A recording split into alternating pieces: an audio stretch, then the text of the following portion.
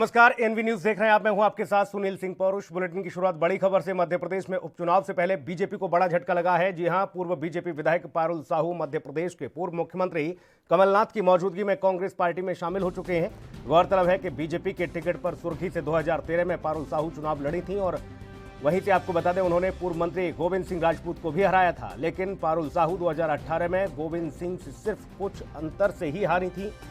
आपको ये बताते चले कि बीते कुछ दिनों से बीजेपी को ये दूसरा बड़ा झटका लगा है।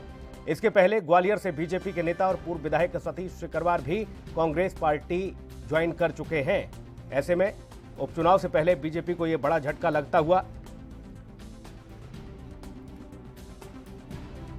नहीं करते हैं और नहीं करेंगे। सर कैसा विरोध हो रहा है नेताओं का, जो गांव-गांव विरोध हो रहा है, पर इनकी आंखें बंद है, इनके कान बंद है। आंखें नहीं चलती, कान नहीं चलता, मुंह बहुत चलता है। सर कांग्रेस छोड़ के जो मंत्री गए थे विधानसभा क्षेत्रों, उनका लगातार विरोध हो रहा है। जो कांग्रेस को छोड़ के बहुत विरोध हो रहा है और विरोध होता रहेगा। हुई है और इस बार की आवाज जनता की है और सुर्खी विधानसभा क्षेत्र की जनता चाहती है कि मैं उनकी आवाज बनूं, अन्याय और डर के खिलाफ उनके लिए लड़ूं।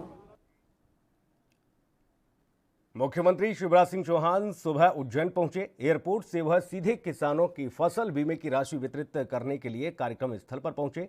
मुख्यमंत्री ने किसानों को बड़ी राहत देते हुए 2019 में खराब हुई फसलों की बीमा राशि प्रदान की। साथ ही प्रधानमंत्री फसल बीमा की राशि को मुख्यमंत्री ने एक क्लिक के जरिए प्रदेश के करीब 22 लाख किसानों के खाते में 4,686 करोड़ रुपए जमा कराए। इसमें से उज्जैन जिले में करीब 1,04,123 किसानों के खाते में करीब 868 करोड़ रुपए डाले गए। तो वहीं सांवेर में मंत्री तुलसी सिलावट और कलेक्टर मनीष सिंह ने फसल बीमा कार्यक्रम में हिस्सा लिया।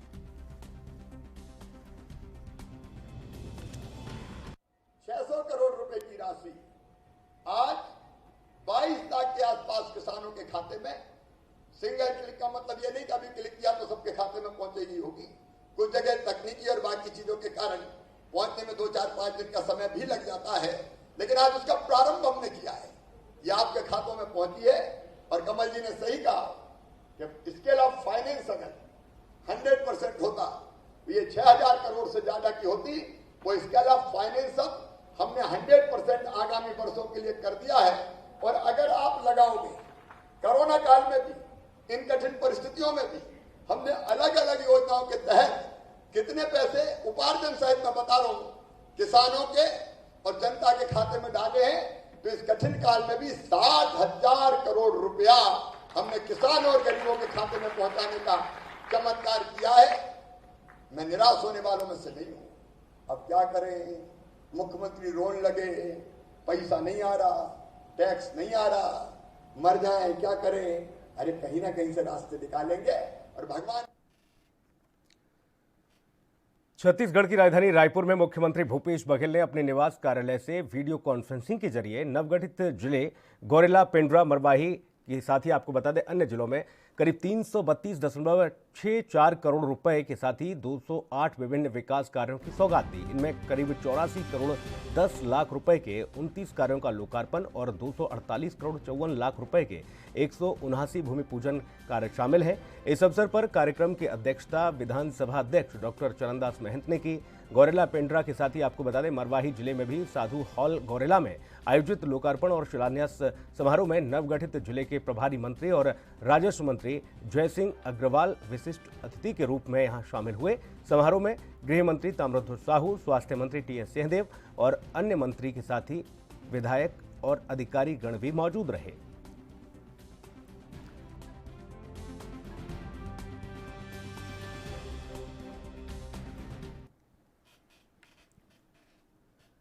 कबीरधाम जिले के बोडला विकासखंड के ग्राम बासल समुंद में मंत्री अकबर पहुंचे और यहां पर उन्होंने दिवंगत झामसिंह धुर्वे के परिजनों से मुलाकात की। दरअसल झामसिंह धुर्वे और उनका चचेरा भाई 6 सितंबर को मछली पकड़ने के लिए गए थे। वापस लौटते समय मध्य प्रदेश पुलिस के सिपाहियों ने उन्हें रोका। जब डर की वजह से वो दोनों आदिवासी भाई भागने लगे तो छत्तीसगढ़ की सीमा में घुसकर गोली मारकर झामसिंह की हत्या कर दी गई। साथ ही उनके घर पहुंचकर उनके परिजनों से चर्चा करते हुए मंत्री ने सांत्वना दी और इस दौरान मंत्री अकबर ने दिवंगत झामसिंह की पत्नी को 1 लाख रुपए की आर्थिक मदद करते हुए चेक प्रदान किया। आपको बता दें कि इस मौके पर कलेक्टर रमेश कुमार शर्मा, पुलिस अधीक्षक केएल समेत तमाम अधिकारी कर्मचारी मौजूद रहे।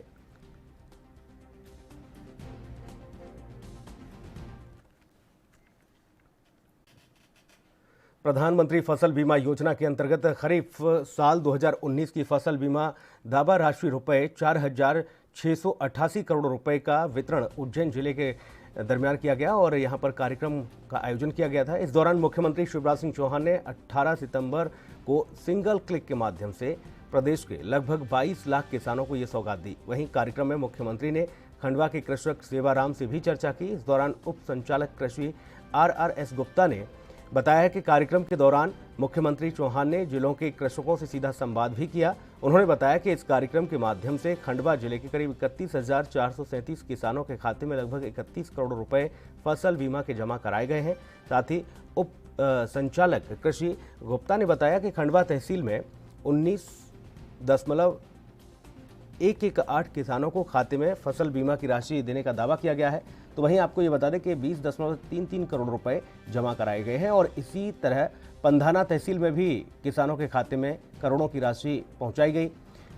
पुनासा तहसील में भी करीब 4,999 किसानों के खाते में लगभग 4.43 करोड़ रुपए डलवाए गए और खालवा तहसील में भी करीब 1,752 किसानों के खाते में 2 करोड़ से ज़्यादा की राशि पहुंची है। हरसूद तहसील में भी करीब 231 किसानों के खाते में 17 लाख रुपए से ज्यादा की राशि जमा कराई गई है।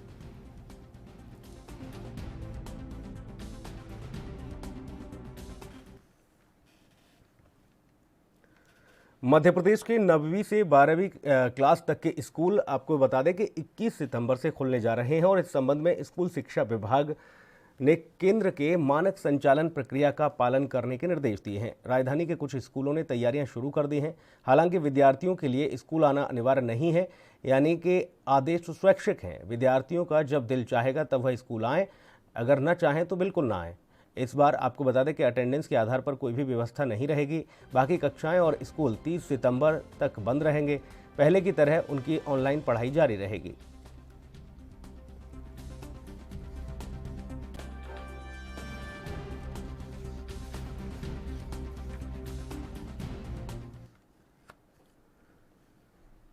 छत्तीसगढ़ के बलौदा बाजार के शिवसेना जिलाध्यक्ष संतोष यदु ने जान को मारने की आपको बता दें कि धमकी मिली है और इन दिनों सोशल मीडिया पर वो काफ़ी वायरल हो रहे हैं।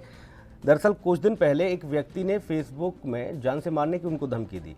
शिवसेना के खिलाफ आपत्तिजनक टिप्पणी की गई थी, जिसकी शिकायत शिवसेना के अध्यक्ष संतोष यदु के द्वारा बलौदाबाजार SP से लिखित में शिकायत की गई थी, जिसके बाद धमकी देने वाले व्यक्ति को गिरफ्तारी को लेकर बलौदाबाजार के गार्डन चौक में पुतला भी दहन किया गया।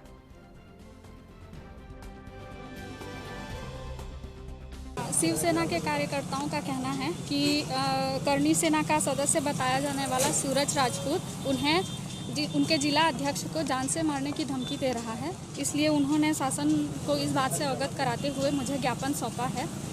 ज्ञापन प्राप्त कर मैं इस संबंध में कलेक्टर सर को अवगत कराऊंगी और यह ज्ञापन उन्हें प्रस्तुत करूंगी। आगे कलेक्टर सर की अनुमति से कार्यवाही की जाएगी।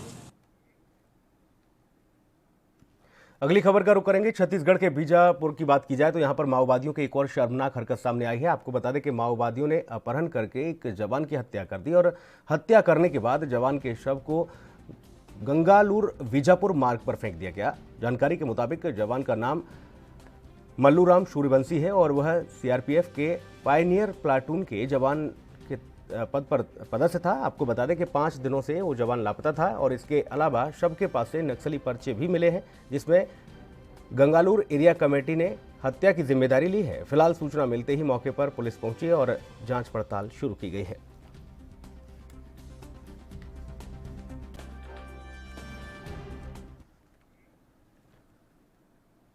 छत्तीसगढ़ के बलरामपुर में पुलिस को बड़ी कामयाबी हाथ लगी है। आपको बता दें कि 6 साल की नाबालिग बच्ची के साथ शराब के नशे में दुष्कर्म करने वाले आरोपी को शंकरगढ़ पुलिस ने गिरफ्तार किया है।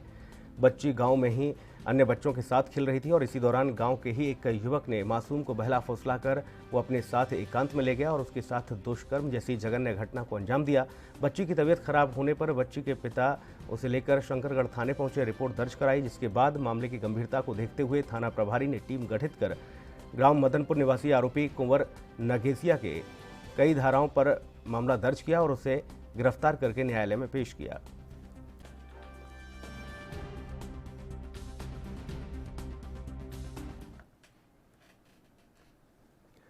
मध्य प्रदेश की रीवा जिले की सिरमौर विधानसभा सीट से बीजेपी विधायक दिव्यराज सिंह दोबारा कोरोना संक्रमण का शिकार हो गए हैं। इस बार आपको बता दें, एक बार फिर से विधायक दिव्यराज सिंह की कोरोना रिपोर्ट पॉजिटिव आई है, जिसके बाद वह अपने ही घर में होम क्वारंटीन हो गए हैं। विधायक दिव्यराज सिंह इसके पहले करीब 75 दिन पहले भी कोरोना संक्रमित हो चुके हैं और तब कोरोना से जंग जीतने के बाद उन्हें अस्पताल से छुट्टी मिल गई थी, लेकिन अब एक बार फिर से कोरोना संक्रमण के चलते उन्होंने जब अपनी जांच कराई तो फिर से उनकी रिपोर्ट पॉजिटिव आई है। इस बार उन्होंने अपने आप को होम क्वारंटीन किया है।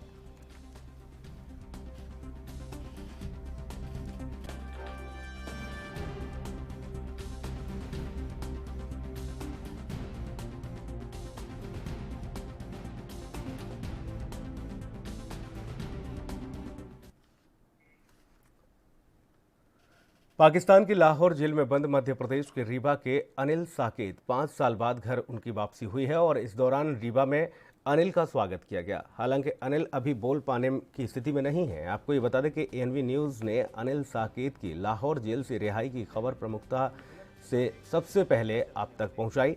गौरतलब है कि अनिल साकेत 10 जनवरी 2015 को रीवा के नई गढ़ी थाना क्षेत्र के छदनहाई गांव से लापता हुआ था। परिजनों ने उसकी काफ़ी तलाश की, लेकिन वो नहीं मिला। अचानक 4 साल बाद नई गढ़ी पुलिस ने बताया कि उनका बेटा पाकिस्तान की लाहौर जेल में बंद है। तब राज्यसभा सांसद कांग्रेस कमेटी पिछड़ा वर्ग के प्रदेश अध्यक्ष राजमणि पटेल ने मामले का संज्ञान लेकर 15 जुलाई 2019 को स्पेशल मेंशन के तहत राज्यसभा में यह सवाल उठाया था। साथ ही संसद में प्रश्न उठने के बाद विदेश मंत्रालय ने पत्र व्यवहार करके पाकिस्तान में कैद अनिल साकेत सहित 111 भारतीयों को रिहा करा लिया है। नाम नहीं बता पा रहे हैं इनको, अभी बता दीजिए अपना नाम बेटा, नाम बता दीजिए। बता रहे हैं, नाम बताइए, क्या नाम है? बताइए भैया, बताइए। इनका नाम है अनिल साकेत नाम है। कहाँ थे आप? ये में बोल भी रहा है, अभी वो डर रहा है। चलिए, पाकिस्तान में मतलब 4 साल जेल में रहा है। बैठाइए थोड़ा सा आप बोल दीजिए। हाँ सर, मतलब हम लोग गए थे, छत्तीसगढ़ स्वास्थ्य विभाग ने डॉक्टर 111 लोगों का टेंडर था, मतलब आदेश दिया था। इसके अलावा हमें पता चला कि जो कोविड-19 सेंटर था एक, तो इसके पहले बताया था कि रीवा का एक लड़का है जो हमारे यहाँ है। वक्त एक ब्रेक का है, जल्द लौटेंगे।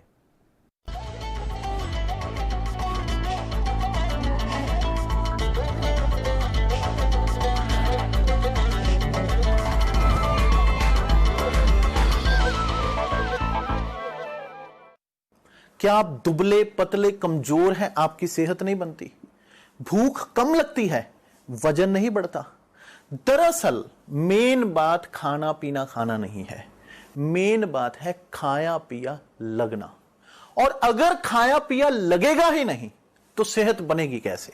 इसलिए हमारी संस्था सन्यासी आयुर्वेदा ने एक ऐसी दवा बनाई है जो कि आपके पाचन तंत्र को, आपके लीवर सिस्टम को ठीक करने का काम करती है, ताकि आप जो भी खाएं उसका पूरे का पूरा निचोड़ आपके शरीर को लगे, आपकी भूख बढ़े, खाया पिया सही से लगे, नया खून बने, हड्डियों में जान आए, वजन बढ़े, ताकत बढ़े, चेहरे पर नूर आए और आप मोटे तगड़े खूबसूरत पर्सनैलिटी के मालिक बन जाएं।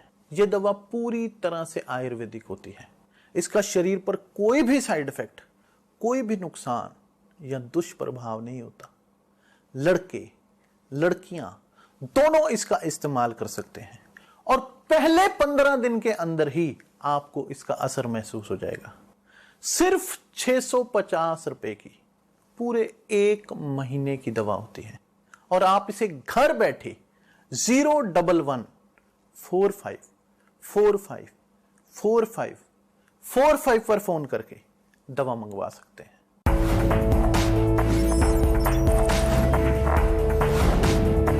कम ब्रेक और ज्यादा खबरों के साथ देखिए ANP न्यूज़ इन चैनल नंबर पर।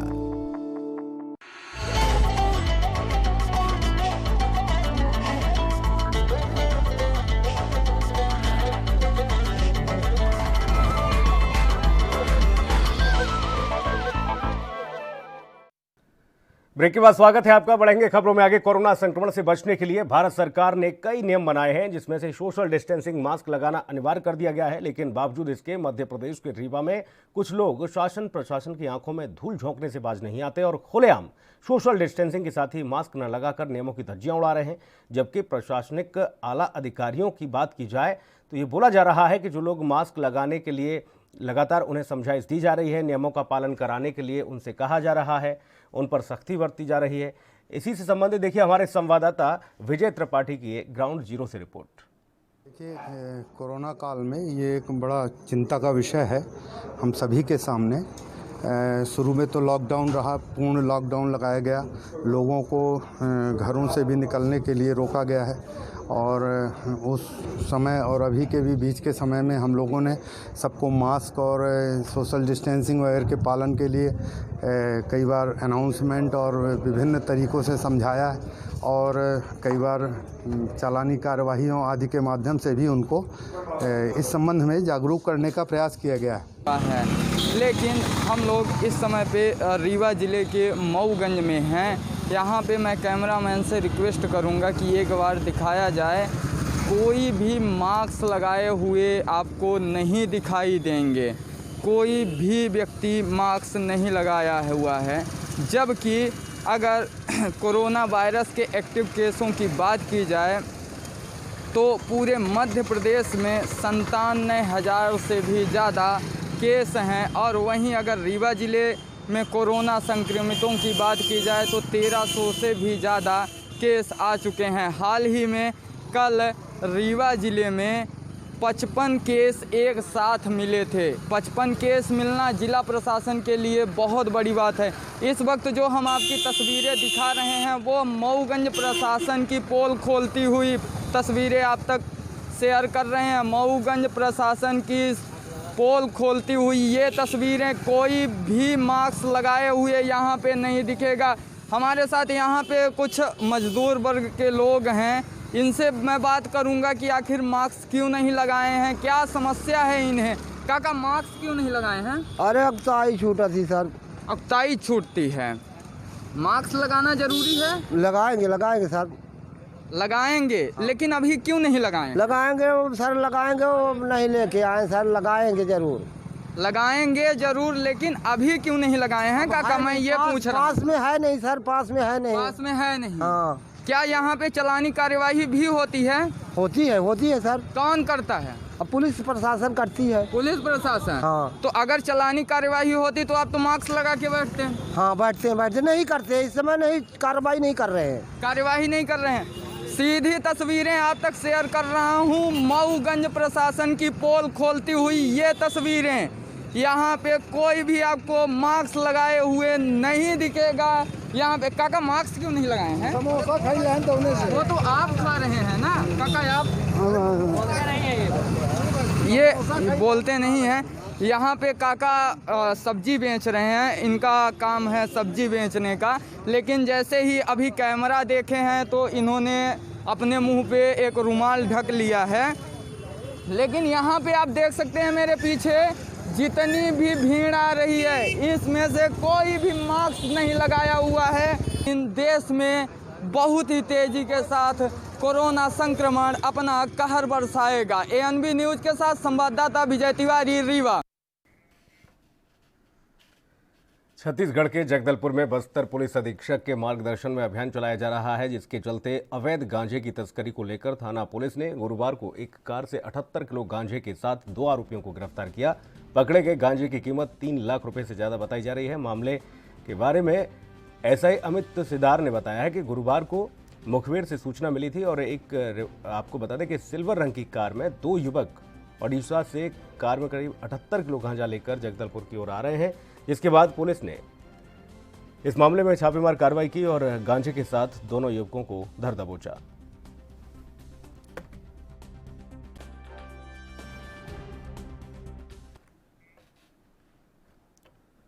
मध्य प्रदेश के इंदौर में सबसे बड़े सरकारी अस्पताल की लापरवाही लगातार सामने आ रही है। दरअसल प्रदेश के सबसे बड़े सरकारी अस्पताल MY अस्पताल में पहले तो मॉर्चुरी रूम में स्ट्रेचर पर रखा एक शव कंकाल में तब्दील हो जाता है। नरकंकाल मिलने के बाद प्रदेश में राजनीति भी शुरू हो जाती है। वहीं अब इस मामले में मानवाधिकार आयोग ने भी संज्ञान लिया है। जी हां, मानवाधिकार आयोग ने इंदौर कलेक्टर पुलिस अधीक्षक के साथ ही महाराजा यशवंत चिकित्सालय अस्पताल यानी कि एमवाई अस्पताल के अधीक्षक को 1 सप्ताह के अंदर जवाब पेश करने को कहा है। ये मामला अभी जांच में है और उसके बाद आपको बता दें कि एक बार फिर से नवजात बच्चे का शव पिछले दिनों अस्पताल की मॉर्चरी में रखा हुआ था और अभी तक उसका पोस्टमार्टम नहीं किया गया है। बच्चे के शव का वीडियो वायरल होने के बाद अस्पताल प्रशासन में हड़कंप मचा हुआ है।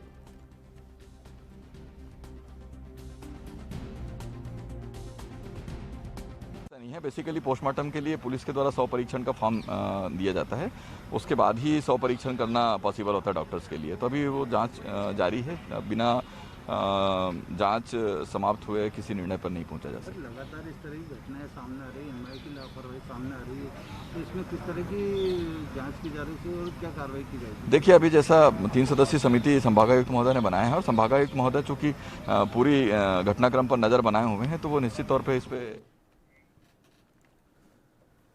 छत्तीसगढ़ के बिलासपुर में नगरीय निकाय पंचायतें संक्रमण से बचाव के लिए सैनिटाइजर के साथ ही फिनाइल, ब्लीचिंग पाउडर और न जाने अन्य तरीके की दवाइयों के छिड़काव करा रहे हैं, लेकिन आसपास के दर्जनों गांव में सरपंच सचिव निष्क्रिय बैठे हुए हैं। दरअसल ग्रामीणों का कहना है कि आमतौर पर सरपंच सचिवों पर फर्जी मास्टर भरने और निर्माण कार्यों में कमीशन के आरोप लगते हैं। सैनिटाइजर का छिड़काव तो दूर, गाँव में सफाई तक नहीं कराई जाती। ग्राम पंचायत पटेता, नेवसा सहित अन्य गांव में एक बार भी सैनिटाइजर का छिड़काव नहीं किया गया है और न ही ग्राम पंचायत वासी को सैनिटाइजर के साथ ही मास्क यहां पर ग्रामीणों को वितरित किए गए हैं, लेकिन कागजों में ये दर्ज करा दिया जाता है कि इन गांव में सैनिटाइजर का छिड़काव होता है।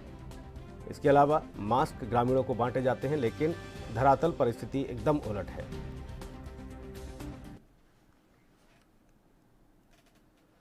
मध्य प्रदेश के शिवपुरी में कोलारस के लुकवासा हाईवे पर लहसुन से भरा हुआ ट्रक अनियंत्रित होकर एक रेलिंग से जा टकराया। रेलिंग से टकराने पर ट्रक में आग लग गई, तो वहीं सूचना मिलते ही मौके पर पुलिस की गाड़ियां पहुंची। साथ ही आपको बता दें कि फायर की गाड़ियां भी मौके पर पहुंची, जिसमें आग पर काबू पाया जा सके, लेकिन फायर ब्रिगेड के घटनास्थल तक पहुंचने से पहले ही ट्रक धुंधु करके जल उठा। दमकल की गाड़ियां जब तक पहुंचती तब तक यह ट्रक पूरी तरह से जलकर राख हो चुका था।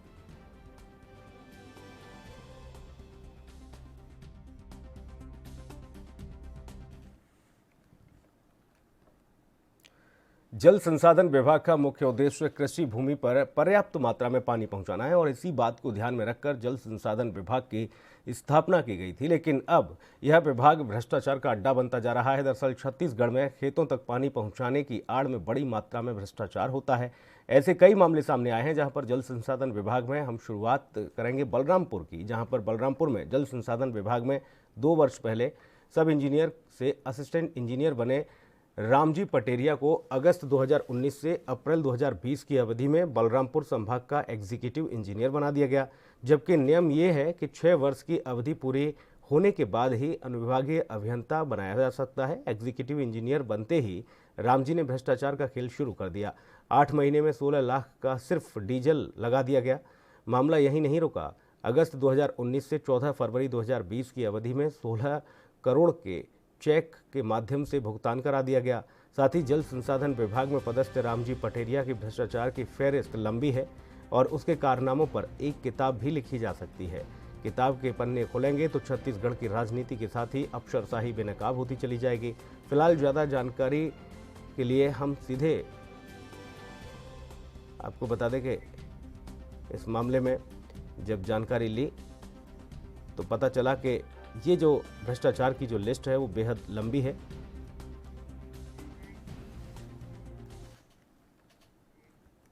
इस बुलेटिन में इतना ही। नमस्कार।